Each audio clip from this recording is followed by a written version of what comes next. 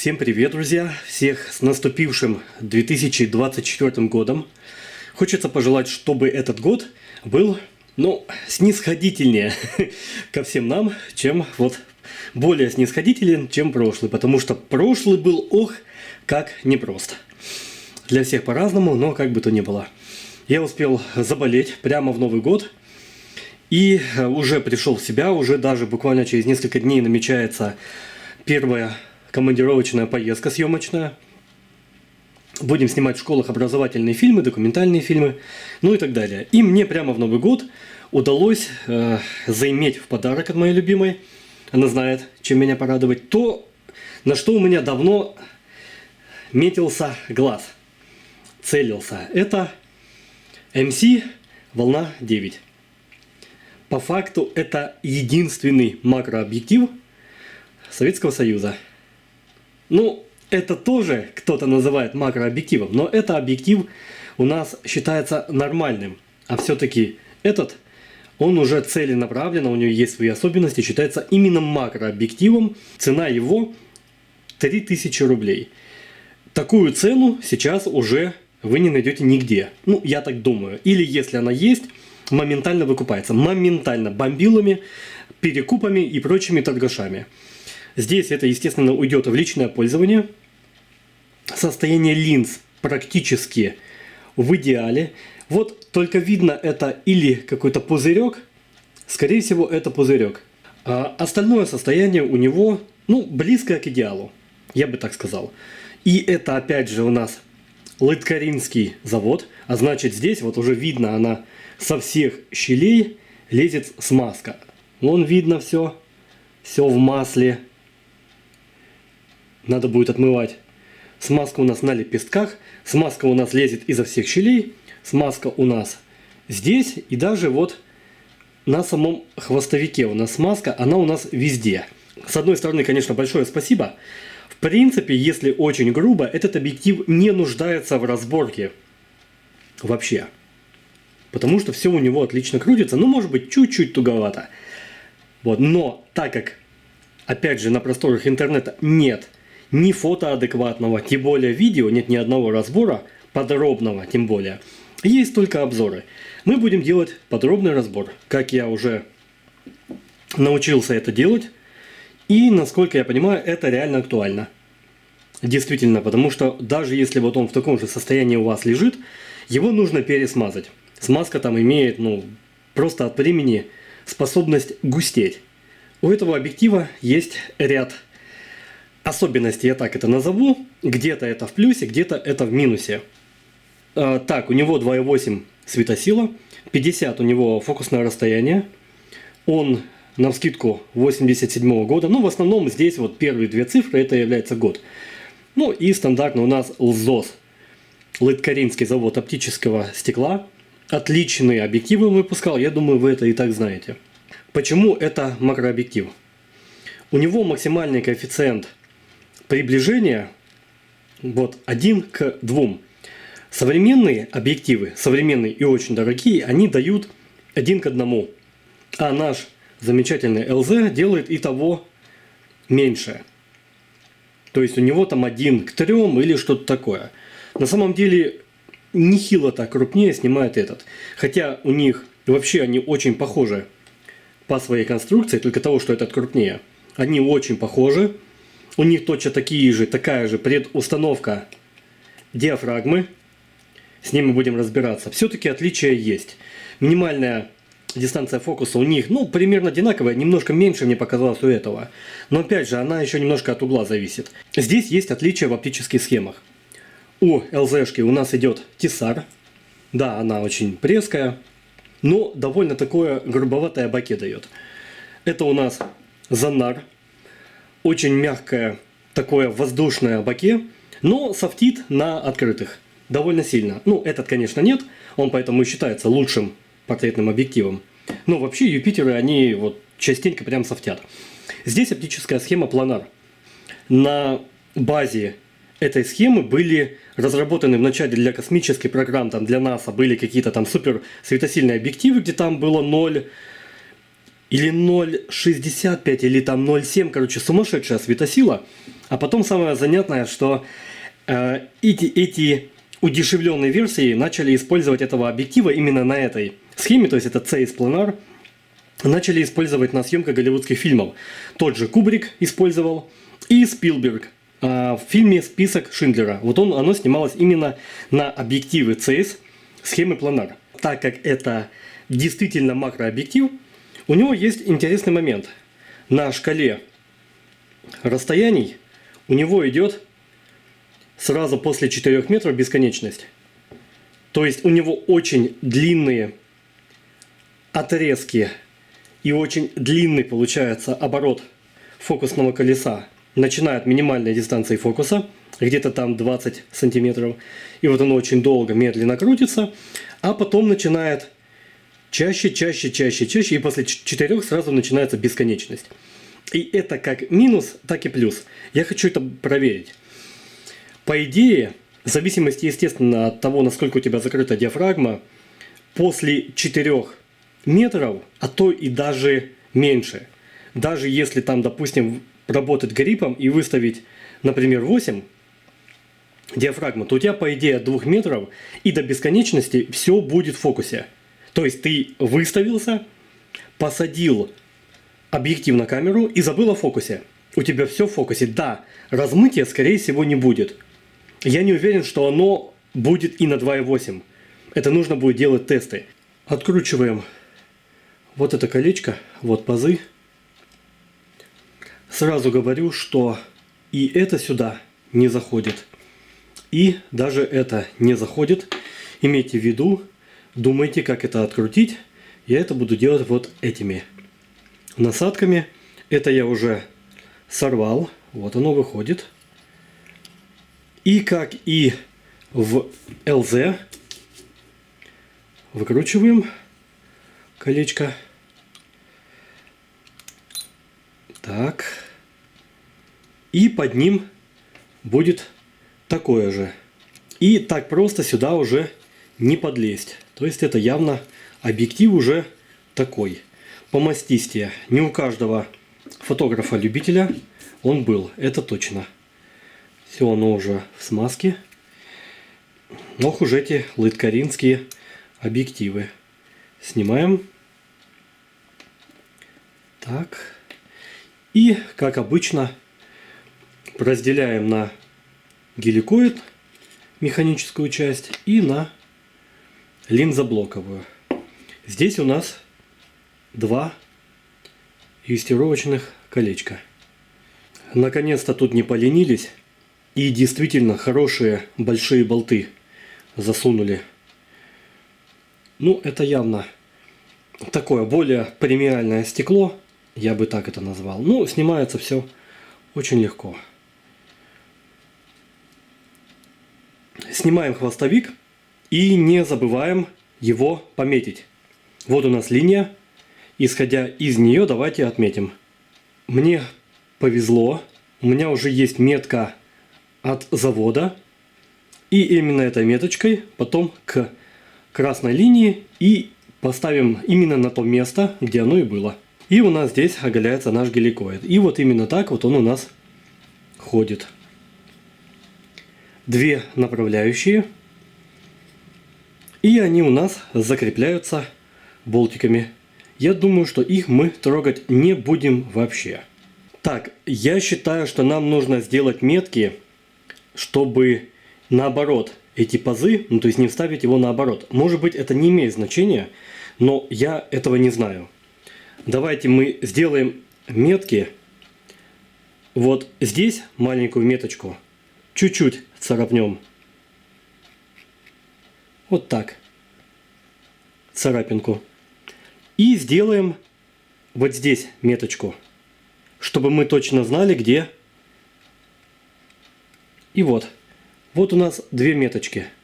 Чтобы мы точно поставили именно в этом положении. Может быть, это не имеет значения, но мы этого пока не знаем.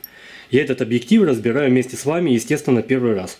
Далее откручиваем наш стопорной винт. Вот он. И вытаскиваем геликоид. Как в LZ Industar.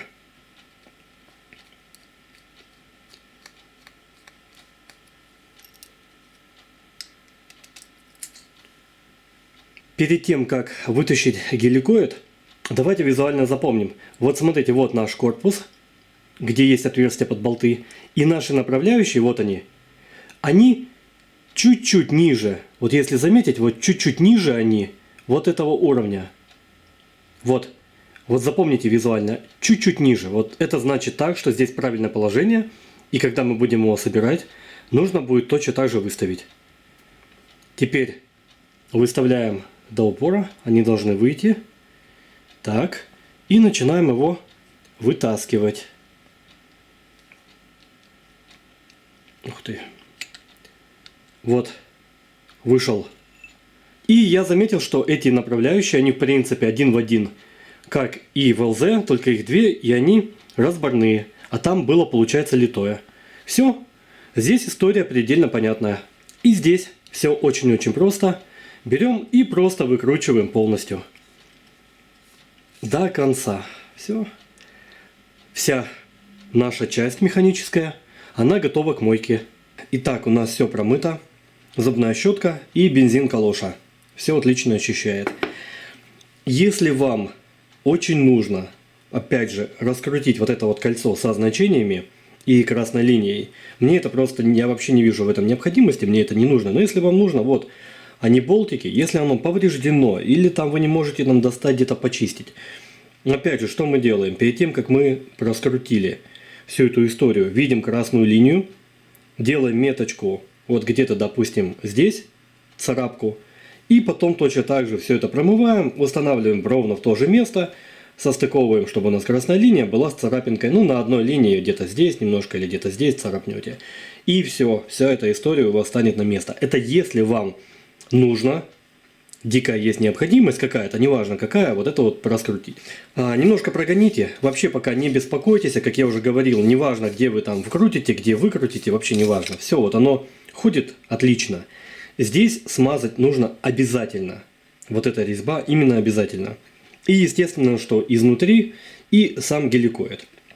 Но вот здесь в основном я заметил, что даже большая нагрузка именно на эту резьбу. И если какой-то очень тугой ход, то вот здесь вот нужно пересмазывать.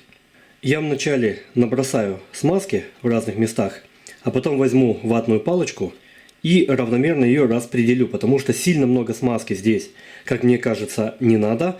Главное, чтобы она равномерно везде была. И вот так возьмем и эту историю размажем. Здесь у нас все ходит. Мы будем смазывать геликоид и правильно его вставлять. Но перед этим нам нужно смазать вот эти направляющие. Вот они. Так. И все здесь размазываем. Смазываем геликоид.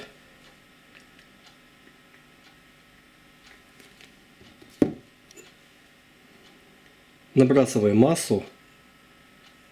Потом будем это аккуратно размазывать. Я понял, в 37-м Юпитере точно такие же направляющие. Они не литые, как в ЛЗ версии, а точно так же раскручиваются. В принципе, это даже к лучшему. То есть, если оно повреждено, ты даже при необходимости можешь попробовать выточить похожие. Вот такие. Здесь они, правда, я так думаю, что они латунные. Латунные, скорее всего. Но можно такие даже выточить и из просто черняка. Да, конечно, это тонкая работа, но это реально их выточить. А литой, если он поврежден, то и все, это уже приехали. Уже ничего ты с ним не сделаешь.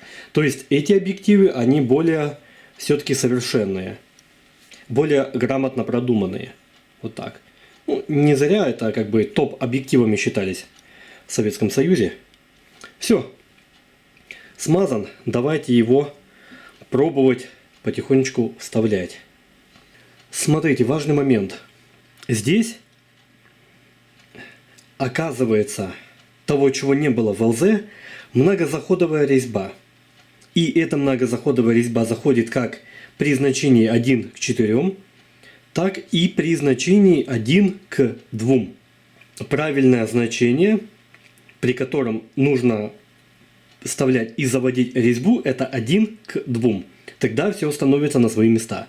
Я закрутил при значении 1 к 4, и у меня сразу все поплыло. Все начало между собой не состыковываться. Вот этот момент не забудьте. 1 к 2. Вот, зашло.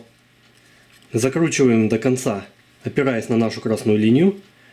И оно точно так же и заканчивается на 1 к 2. Вот, упирается в упор. И начинаем теперь искать положение правильно нашего геликоида. Должен быть щелчок и легкий ход. Так, смотрим, вот оно легко пошло. И начинаю выставляться, чтобы оно хорошо зашло в наш паз. Все. И вот выставляем на бесконечность. И визуально смотрим, оно ровно так же, как и было. Чуть ниже вот этого корпуса. Вот. То есть при значении 1 к 2. И выставляем на бесконечность. И здесь наши метки, они у нас совпали. Метка здесь и метка здесь. Все. Геликоид правильно зашел. Теперь ставим наш болтик. Болтик вкручен. И начинаем эту историю разрабатывать. Ходит оно теперь просто замечательно. Вот действительно ходит очень круто и очень плавно.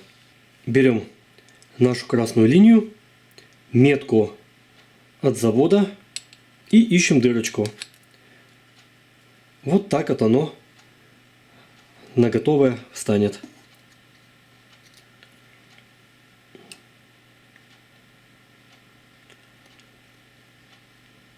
Вся механическая часть у нас собрана. Все летает. И все собрано правильно. Конечно, есть определенные тонкости, но теперь мы о них знаем. И теперь о них знаете и вы. Занимаемся нашим узлом диафрагмы и линзоблока. Снимаем наши юстировочные колечки. Не теряем их. И начинаем запоминать перед разборкой. Начинаем запоминать, где у нас что. Так, первое. Диафрагма полностью закрыта. Масло будем убирать, но позже. Диафрагма полностью закрыта. Дальше. Вот здесь болтик. И я сделал здесь вот царапинку, чтобы понять, что именно вот здесь, в этом месте, в этой как раз вот прорези будет болтик. Пометили обойму. И еще запоминаем, что здесь значение 5 и 6. Вот напротив этого болтика вот, значение 5 и 6. Вот такие вот условные знаки мы с вами сделали. Так, идет. Вот наш болтик. Теперь нам нужно выкрутить вот эту обойму. Она у нас держится благодаря вот тому штырьку. И она у нас держится на среднем кольце. Вот то кольцо на резьбе внутри. Есть такое же в ЛЗшках. И нужно всю эту конструкцию выкрутить. То кольцо и эта обойма, они полностью держат всю вот эту часть. Вот эти болтики, их лучше вообще не трогать. У меня они оказались намертво закисшие.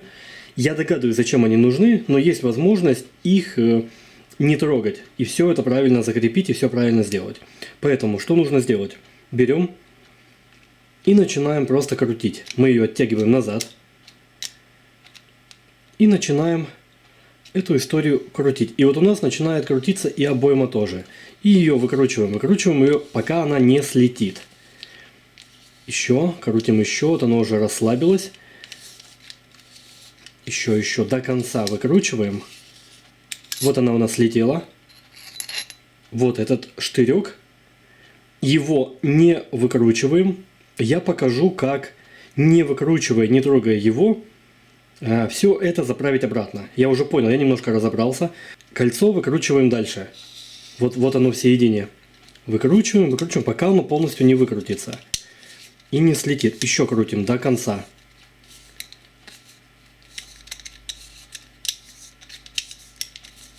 Так. Выкручиваем кольцо до конца.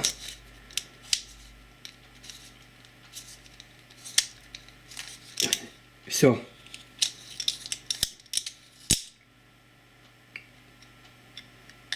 Здесь у нас остается линзоблок. Один в один, как на ЛЗ. Это диафрагма и линзы. Линзы я вытащу чуть позже. И линзоблок вот так полностью, естественно, здесь была смазка, я ее вытер, чтобы показать вам. И у нас остается та же история, какая была у нас в ЛЗ. Вот кольцо на резьбе, которое полностью затягивает и держит всю эту конструкцию. И вон то у нас колечко с пружинками, которое у нас крепится вот тем вот прокладным колечком стопорным. Его нужно будет вытащить. И всю эту историю надо будет промыть. Аккуратно ее выкручиваем. И здесь уже пальчиками. Так, передняя. И нашу линзу. Так, есть. Передняя. Далее средний линзоблок.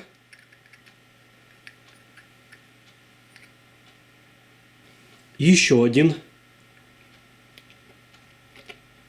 Это у нас отличие от тесаровской схемы. Еще одна линза в середине. Не перепутайте.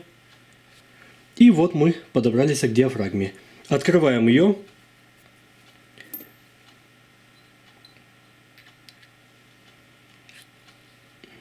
Так. И аккуратненько выталкиваем линзу, потому что она не выходит задняя. Линзу заднюю вытолкнули.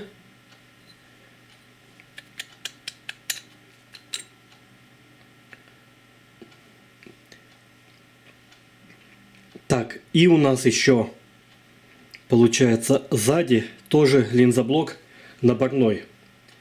Это у нас сзади в середине. И вот еще одна линза. Это у нас задняя, получается, уже внешняя. То есть, а под ней еще вот это. Вот у нас получается вот такой линзоблок. Ну, будем все это потом чистить. Все в масле, полностью все стенки в масле. Здесь прям перегруз. Итак, у нас есть сухая, уже вымытая диафрагма. Есть наши куски механизма предустановки. Тоже все сухое, вымытое. Все пружинки на месте. И есть наши линзы. Линзы я еще не протирал. Хочу это сделать не на камеру. Ну, потому что вы уже много раз видели, как я это делаю. Так, линзы я почистил. У меня вот такая чистящая жидкость, я уже показывал. Она меня полностью устраивает. Вата. Вначале мокрый, потом сухой. Ну, а потом финалить микрофибровыми салфетками, только качественными. И, естественно, обязательно их нужно будет постирать. Обязательно. Есть такое правило, потому что они накапливают даже жир вот от наших пальцев. Давайте вставлять. Перед этим можно немножко продувать грушей, чтобы финально пыль, какие-то ворсинки, все вышло. И точно так же потихоньку начинаем вставлять. Так. Одна зашла. Точно так же какие-то пылинки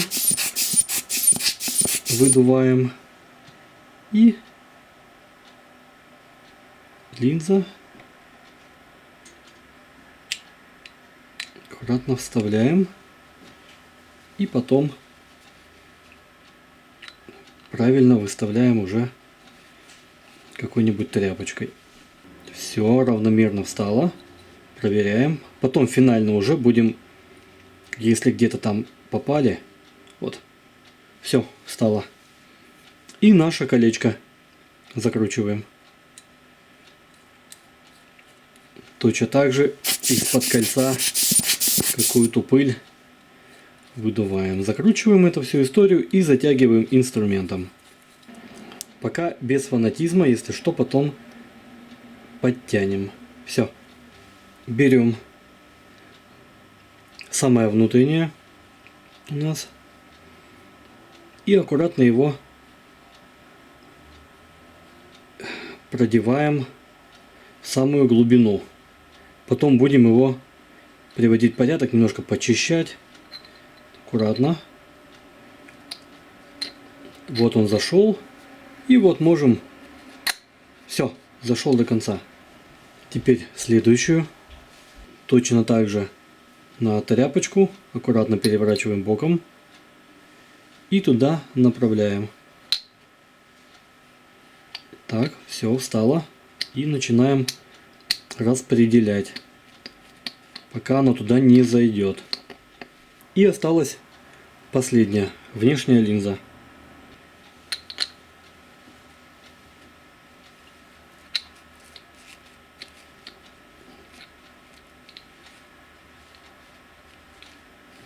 Так. И вот у нас все встало. Потом финально вылежим от пальцев. Естественно, отпечатки сейчас будут. Из-под кольца пыль выгоняем. И затягиваем до конца. Так, линзоблок у нас собран. Ну что, собираем самое сложное в этом объективе. Это систему предустановки диафрагмы. И будем смазывать мы очень тонким слоем на ватную палочку.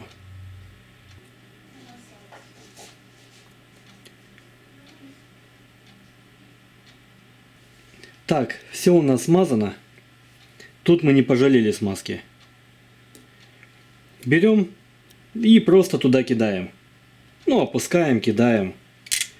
Главное, чтобы встало. Все, встало. Теперь будем вставлять скобу. Так, вот наша система с пружинами и скоба. Теперь будем выставлять так же, как мы уже делали. У нас есть вот паз. Вот он. Вот он, этот паз. И нам нужно вначале выставить прямо напротив вот этого паза штырек. Берем его, просто прокручиваем пальцем и выставляем его напротив.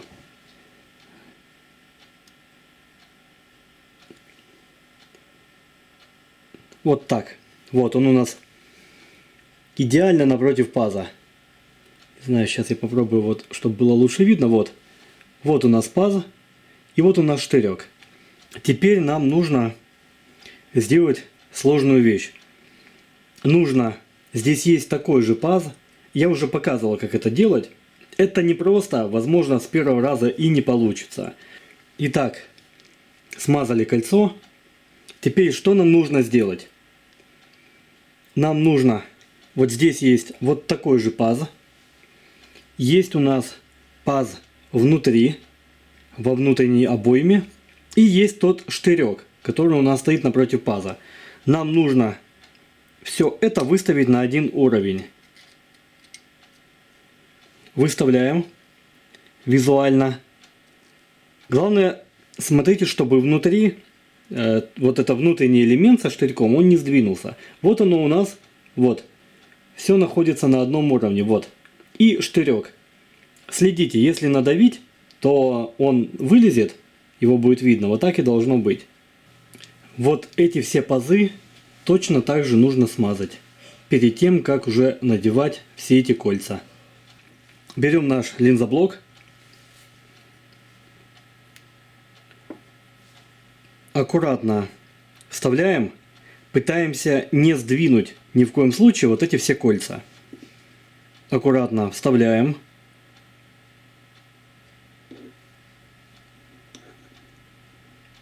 Так, вот оно у нас легло. Теперь мы берем какой-то пинцет или какую-то зубочистку. И вот это кольцо среднее пытаемся... Сейчас я сделаю покрупнее. Пытаемся накрутить. Немножко наживить эту всю историю. Ну, чтобы оно только на резьбу линзоблока накрутилось. Вот мы пробуем это сделать.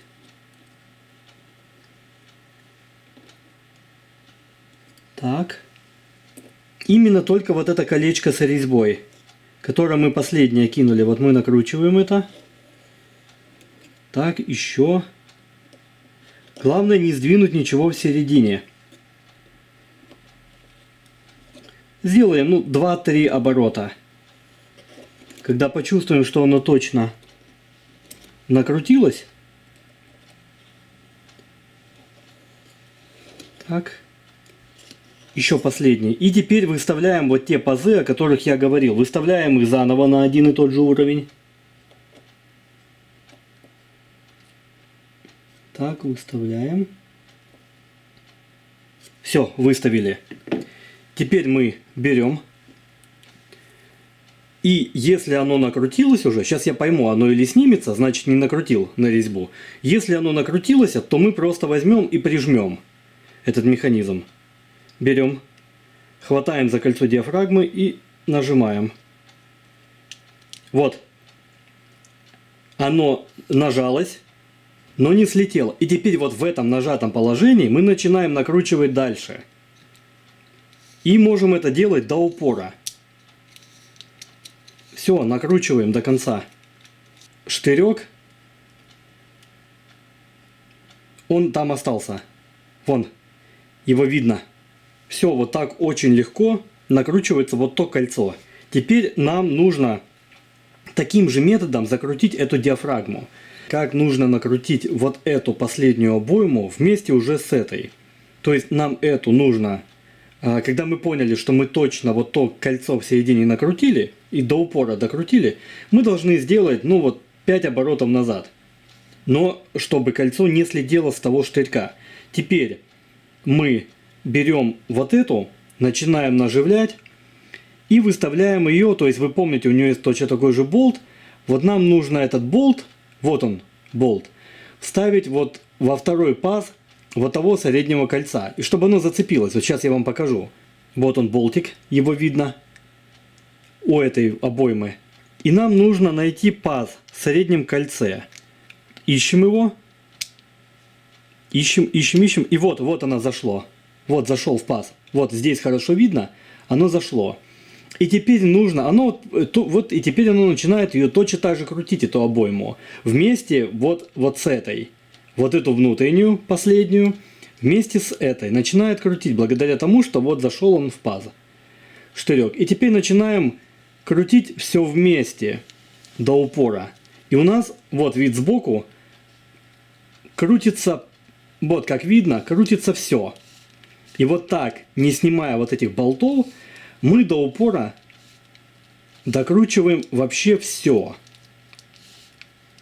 Докручиваем до упора и выставляем потом те значения, какие нам нужны. Вот мы поняли, что оно уже, ну почти, вот все, до упора. Сделайте немножко назад, потому что слишком туго. Вот царапина. Вот туда мы вставим болтик. Точно так же напротив 5,6. Красная точка. И 16. Видим, что она закрыта. То есть все значения, и вот оно все нажимается. Если вы чувствуете, что оно слишком туго, обойма это нажимается назад, возьмите точно так же, вот всегда для того, чтобы ее немножко открутить, всегда придавите. Придавите и на один оборот ослабьте. Наверное, оно просто слишком придавлено вот именно к блоку, самому блоку с линзоблоком и всей этой системе. И вот все. Теперь у нас осталось только вкрутить последний болтик, и все это смазано и собрано. Принцип действия такой.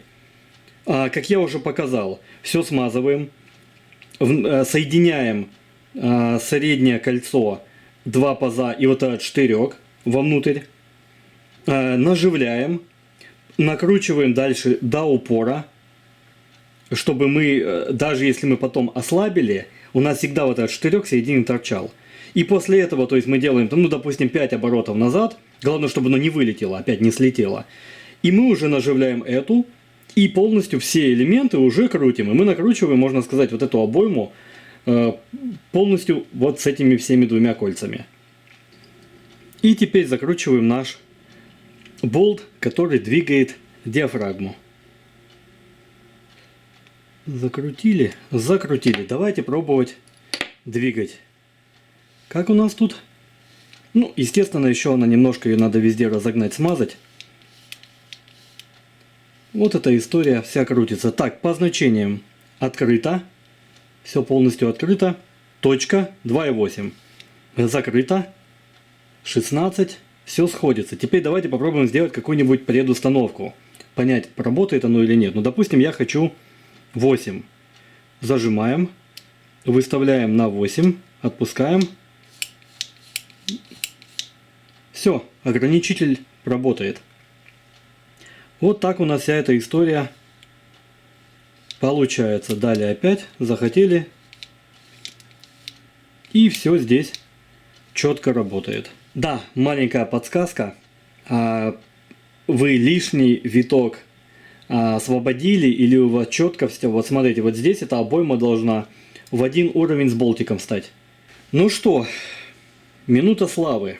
Осталось только нам накинуть наши юстировочные колечки, соединить все значения. Где у нас здесь полоса? Вот она, красная линия. И точно так же ищем у нас точечку красную.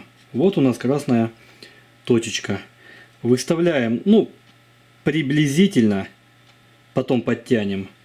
Вот так оно должно быть. И накидываем вначале одно кольцо.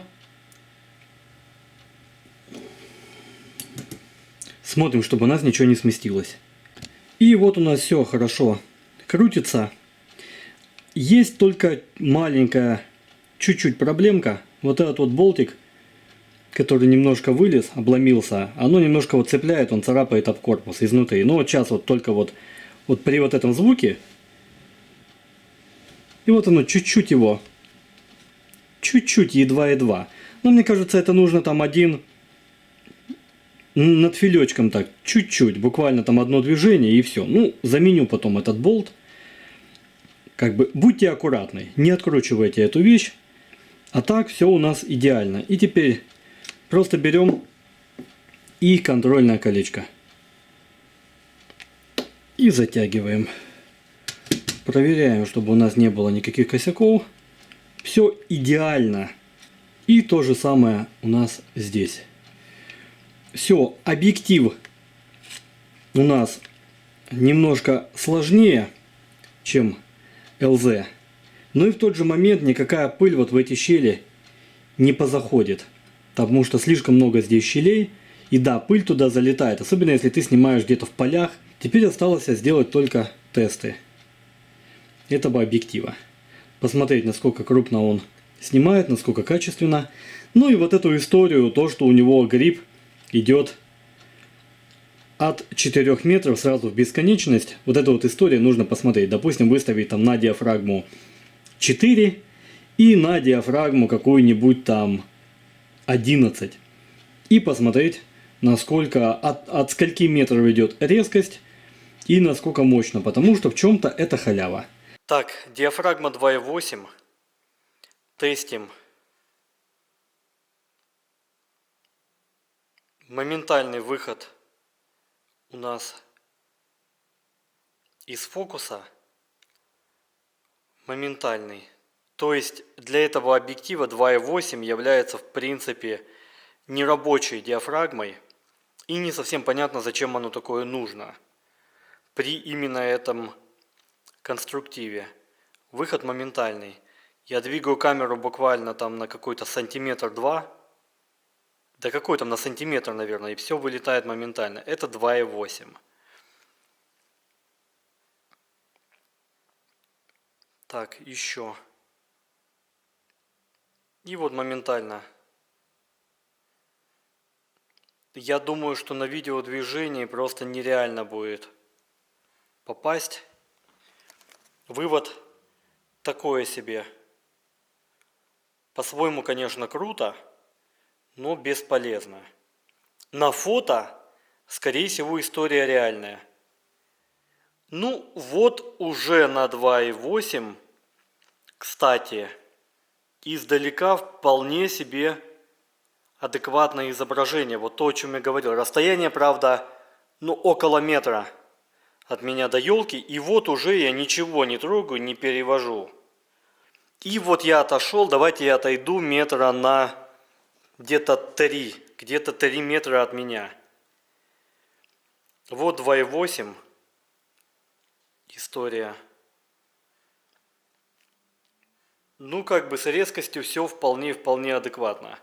И вот у нас диафрагма 5,6. Уже появились наши знаменитые пилы в зонах расфокуса. Вон наши шестеренки или пилы, в зависимости от того, какая диафрагма.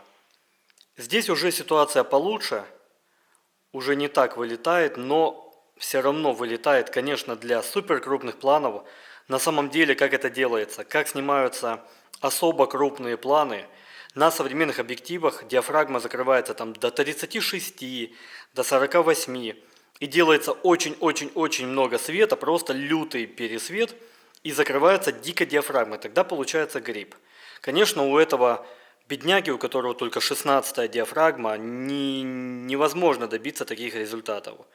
Это у нас уже 5,6. Ну и здесь уже все в порядке. И с резкостью все отлично. И с гриппом все отлично. Здесь уже такая как бы история. Вообще это стекло, я так понимаю, что оно, опять же, как спецстекло запилено на закрытые диафрагмы. Здесь уже все в порядке. Уже никакого вылета, скорее всего, нету, не видно просто на камере, это нужно на компьютере глянуть. Я думаю, что здесь уже вся эта история работает. Вот вылета нету никакого. А ну давайте мы еще немножко дальше отойдем. Вот я вижу по пикингу, что в фокусе, вот сейчас фокус начинает немножко пропадать. То есть можно там подкрутить немножко будет. Но опять же, если чуть-чуть наперед, вот я опять отхожу, ничего не делаю. И все в фокусе. То есть вся эта история, как я говорил, она работает. Вот я подхожу и не трогаю фокус. Вот только сейчас вот нужно подкрутить.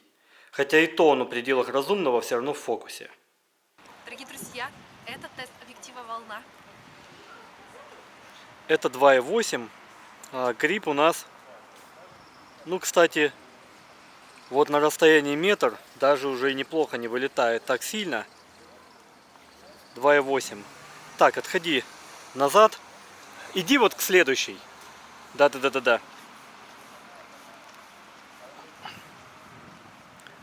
Да. Выставляемся на 2,8. И вот у нас мы видим на 2,8. Я добавлю немножко ISO. Подходи ко мне. Стой. Выпало. Так. Ну, можно попробовать. Давай ко мне. Ко мне. Стой. Не спеши. Хорошо. Так, диафрагма 2,8. В фокусе где-то, ну сколько, метров 5. И у нас все в фокусе. Диафрагма 5,6. Здесь уже вообще все в порядке. С резкостью и размытие уже небольшое сзади, не такое сильное. Так, давай, отходи назад, вот к той же скамейке. Не быстро. Да нет, ты туда отходи, там будем думать. Ну и следить уже без проблем. И подходи сюда. Все в фокусе находится на 5,6, уже в фокусе. Вот выпад из фокуса. Стой. Метра 4 от 4. Так, и это у нас 11-е. Размытия сзади почти нет. Отходи туда, к скамеечке. Давай, вали. И в принципе человек у нас... Вот у нас все в фокусе. И давай, подходи сюда. Лупит гриппом все. В фокусе. Стой. Ну, вот где-то отсюда, то есть где-то 2 метра. И вот я вот сделал перевод. Я тебе по жопе надаю.